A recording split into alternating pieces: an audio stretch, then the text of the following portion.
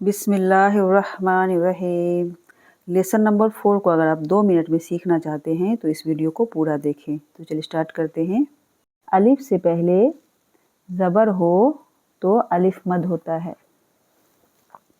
और या साकीन से पहले ज़ेर हो तो या मद होता है, और वाव साकीन से पहले पेश हो तो वाव मद होता है।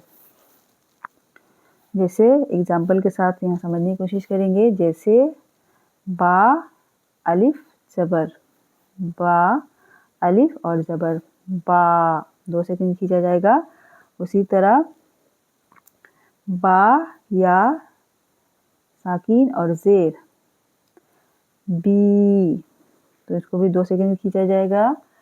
और वाव साकीन से पहले पेश है तो इसको भी लिखेंगे बा के साथ, बा वाव साकीन और पेश, तो इसको भी खींचा जाएगा 2 सेकंड के लिए।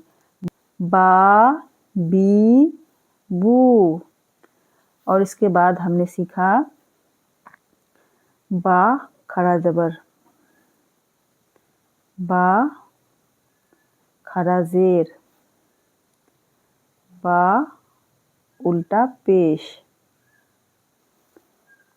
तो इनको भी खींचने की मिक़दार सेम है 2 सेकंड के लिए।